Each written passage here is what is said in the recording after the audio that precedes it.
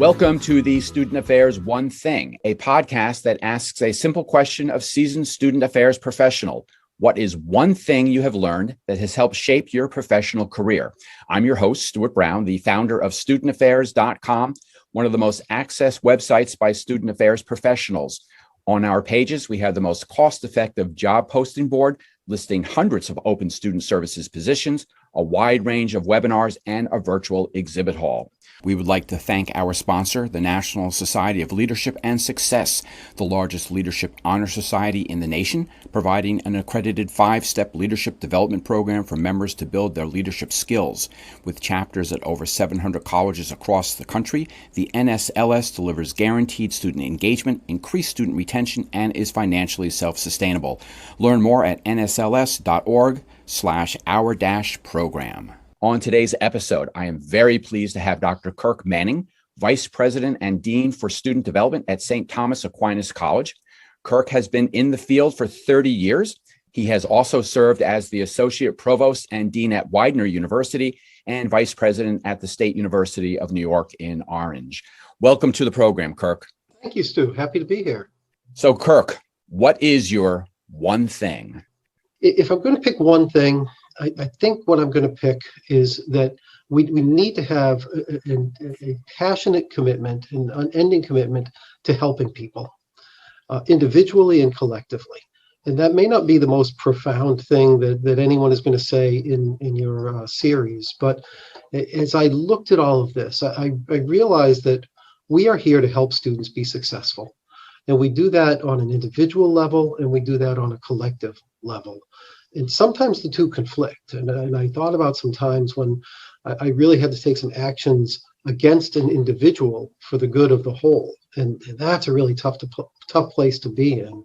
And I thought of a number of different interactions with students, with colleagues, with younger staff who have gone on to grow in the field, and how we went through some moments together, and I hope that either I or someone I work with, someone on the team, was able to be there for that one moment that might not have seemed huge to us when we looked at it from the perspective of being a vice president of an institution. But for that one person at that time, they really needed us, and we were there for them. And as I've gone through, and as I go through every day, I think about what I should be doing, I find myself stopping to say, well, how does this help?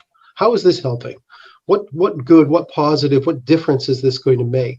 And it takes me right back to the roots of what we all learned all those years ago in grad school about student affairs and student development, and how we're here to provide that appropriate balance of comforts and distress. You know, we comfort the distressed and we distress the comfortable. It's challenges and supports, and we want to help people when they need us. We want to challenge people to grow. So if I'm trying to sum it all up, I'm going to have to say that the one thing I've learned is that we're here to make this experience better for people when they're transitioning in, when they're here, and when they're transitioning out. And we have an important role to play at all of those steps. And I think back at the interactions that I've had with various folks along the way that have either helped them transition in or transition out or do something while they were here. And it's been kind of neat to think back on some of those instances that have happened over the past 30 years.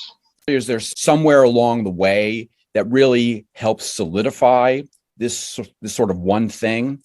You know, I think what has solidified it for me is some of the communications I've had in this past COVID year. And maybe people are just communicating more than they have. But you wonder how enduring the experience might have been, or how relevant it might have been. And maybe folks have had time on their hands. But just in this past year, I heard from two people I haven't heard from in the longest time. One of them was an RA who I worked with so many years ago, just reached out and we started talking on LinkedIn. Another was a student government officer from way back early in my career when I was advising SGA. And to hear back from those two folks after all this time and think, I wonder if I had any impact on their lives, and to have them reach out and say, hey, we remember this was impactful for us. One of them is actually working in higher ed, and to remember that even though it seems distant, you do hear from people and you hear back from people. And I'm kind of an introverted guy. and I'm not the most gregarious person. So sometimes I wonder what impact I'm having. And it's great to get that feedback because we don't always give it to each other. We don't always receive it from each other. And so I started thinking after you and I talked about a lot of different experiences and different students and folks I've heard back from afterward. We interact with people while they're here. And we go through that process of recognizing them and getting a thank you for the help or some closure to an experience. But what really has made the difference for me is folks I've heard from years later. It's been cool. Some of them have been international students who came here and it was a tough time for them. I'm thinking of one person in particular who arrived here, and as soon as he got here, he had a toothache and a dental problem on the first day, and new country, new language, learning his way around, and some of us helped and got him to a dentist. And boy, his parents never forgot that, and I'm still in touch with him. He's finished a graduate program. He's going on to great things back in his home country.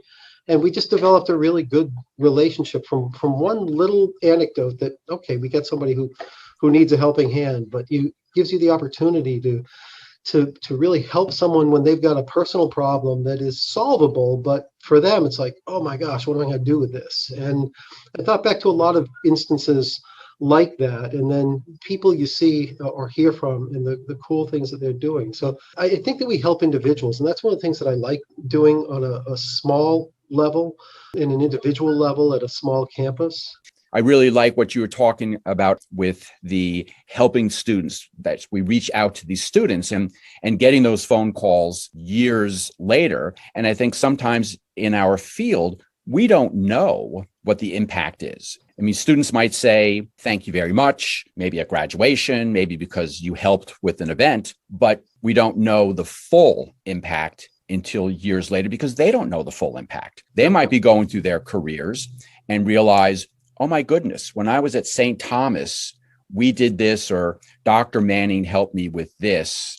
And maybe that's why they're calling, because they had an epiphany, and let me go to the source and let that person know. Yeah, it's great to hear back from people and to keep those connections, even when they're loose and infrequent, but just to know that you've had some positive impact out there. One of my favorite quotes is that the only legitimate use of power is to help people. And I keep that in mind sometimes. I think that too often we get caught up in all the craziness of what we have to do. That's sometimes what I like to call administrivia. It takes so much of our days. But I think that the one thing that we have to do is to focus on how we help people individually and collectively.